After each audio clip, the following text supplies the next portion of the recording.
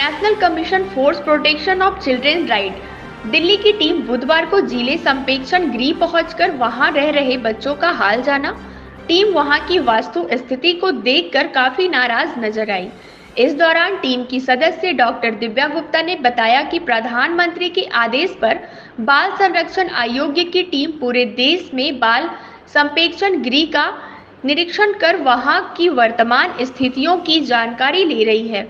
जहां कमियां हैं उसे जल्द से जल्द दूर करने का निर्देश भी दिया जा रहा है। जिन बच्चों की सुनवाई नहीं हो रही है या बच्चों का रखरखाव कैसा किया जा रहा है या भी जानकारी प्राप्त कर रिपोर्ट तैयार की जा रही है।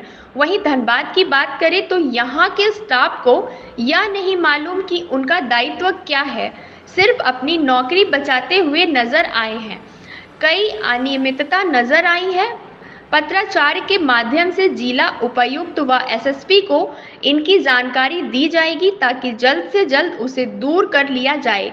आज झारखंड की बेटी राष्ट्रपति के पद पर आसीन है, पर दुर्भाग्य की बात यह है कि किसी भी सरकारी दफ्तर में उनकी एक भी तस्वीर नहीं है, जबकि राष्ट्रपति व प्रधानमंत्री का पद एक संवैधानिक पद है जो किसी भी पार्टी का नहीं है। इसके बाद भी सरकारी दफ्तरों में इनकी तस्वीर ना लगना काफी शर्म की बात है। निरीक्षण किए, क्या क्या कमियां पाई? संप्रेक्षण गृह देखने आए थे। माननीय प्रधानमंत्री नरेंद्र मोदी जी का हमको एक आदेश है राष्ट्रीय बाल आयोग की तरफ से कि हमें देश भर में घूमना है। इन बच्चों को जिनकी कोई सुनवाई नहीं होती है इस बारे में जानकारी लेना है कि ये बच्चे किस तरह से हैं, क्या इनका रखरखाव बराबर हो रहा है या नहीं। हैरानी की बात यह है कि ये वोटर नहीं है और नहीं होने के कारण इन पर कोई ध्यान नहीं देता है। मैं यहाँ जब से आई हूँ तब से मैं यही नोट कर रही हूँ कि बहुत सारी अनियमितताएँ हैं।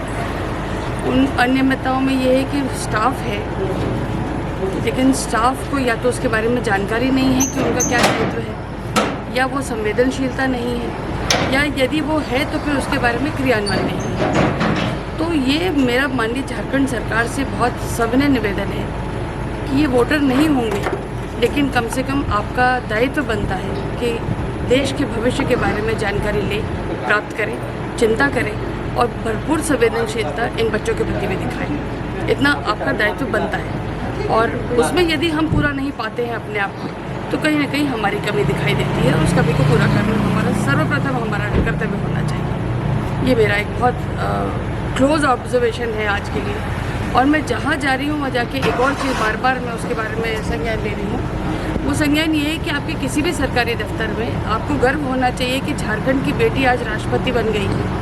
लेकिन हैरानी की बात है कि उस झारखंड की बेटी की तस्वीर किसी सरकारी दफ्तर में नहीं है। ये बहुत आश्चर्य की बात है।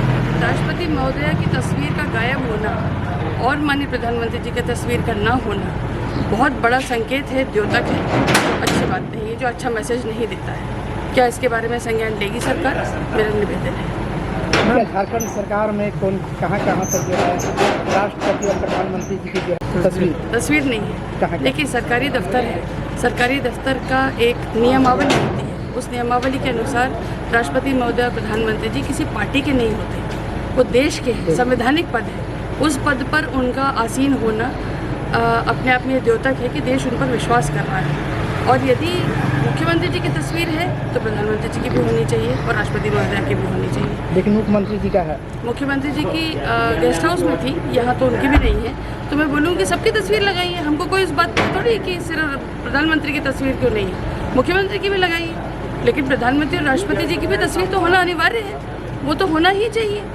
और गर्व होना चाहिए आपको कि आप क्या मैसेज देंगे कि राष्ट्रपति महोदया जो आपके प्रदेश की हैं, आपकी धरती की बेटी हैं, वो इतने बड़े पद पर आसीन हो गई है, उनकी तस्वीर नहीं है, तो आपको क्या गर्व नहीं है इस बात पर? मैम और कहीं जाएंगे क्या निरीक्षण करने इसके अलावा? आज मैं यहाँ धनबाद में हूँ, कल देवघर में थी और अभी दुमका जाऊँगी और दुमका के बाद वापस देवघर आऊँगी और फिर उसके बाद धनबाद में यही बात सुधार गृह धनबाद यही आना था। तो हम क्या एक्शन लिया जाएगा आयोग की तरफ से? अब आयोग की तरफ से यहाँ तो नहीं एक्शन लिया जा रहा है, लेकिन हम वापस जाके उसके बारे में जितनी हमारी हमने जो अनियमितता पाई है उसके बारे में हम वहाँ से पत्र लिखकर यहाँ डीएम को भी और माननीय मुख्यमंत्री जी को सबको सूचित करेंगे उसका एक्शन लेने के लिए उनसे। मैम क्या कोई ऐसी अनियमितता थी जिसे तत्काल सुधारना जरूरी था और आपने बोला कि सुधारिए? कुछ चीज़ें हैं जिनको हमने कहा है कि सुधारिए, जैसे बताएं। नहीं उसका आवश्यकता नहीं, वो हमारे और